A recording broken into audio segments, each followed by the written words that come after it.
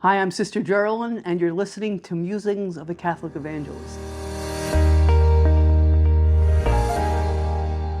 Several years ago, I had the privilege of traveling to Italy for my Silver Jubilee, and with my sister and a mutual friend. And one of the places that we stopped in Italy, because my sister drove from Rome to Assisi, and in the middle of that, we stopped off Orvieto. Of Orvieto, there is a basilica there in which a Eucharistic Eucharistic miracle happened. When you go into, we parked and we stood in front of the cathedral or the basilica, I was totally awed over the mosaic that was on the facade of the building. It was built in the 13th century. And it was absolutely gorgeous, absolutely gorgeous. And upon entering into the basilica, I was equally, and now the basilica had no lights on, so it was dark. But in the front of the basilica, on the left-hand side, there was a pieta. And it's not the simple, Michelangelo that everybody's familiar with the dead Christ is on Mary's lap. No.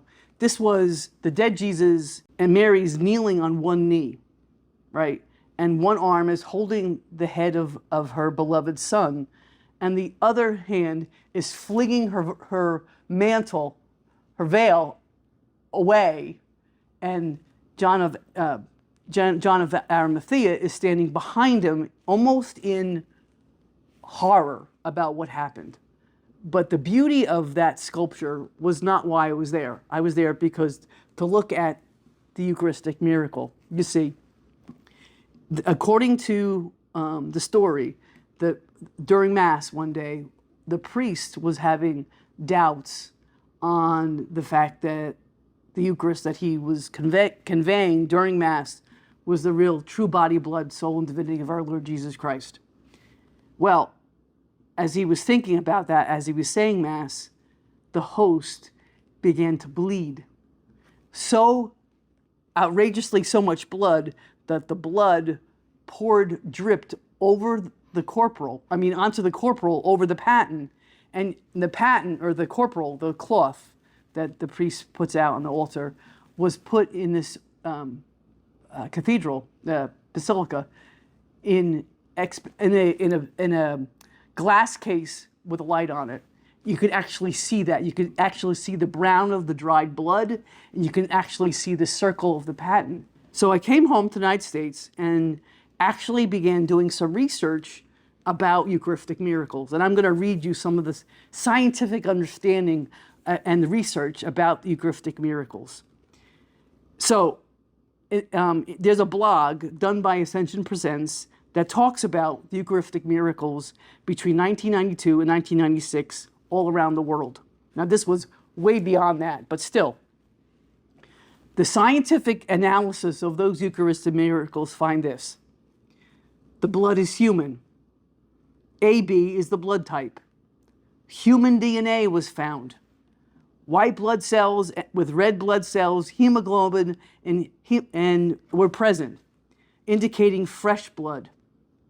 In the Texla miracle, the blood clearly emanated from within the host rather than on the surface. Whereas the surface of the blood was coagulated, the interior of the blood was still fresh, as a bleeding wound, which is interesting.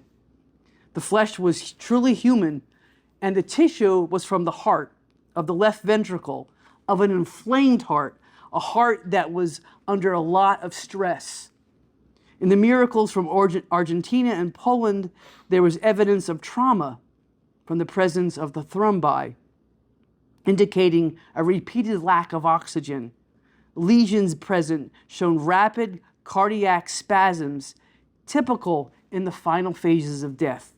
In the Polish miracle, the remaining host is tightly interconnected with fibers of human tissue, almost as if the host was being transformed into human tissue, penetrating each other as the bread was being transformed into flesh. Even NASA scientists, who have at their disposal the most modern techniques to analyze this, couldn't explain it away.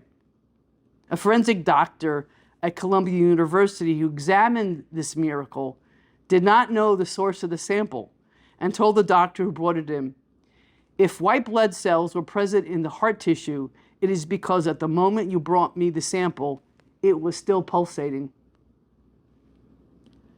Holy cow.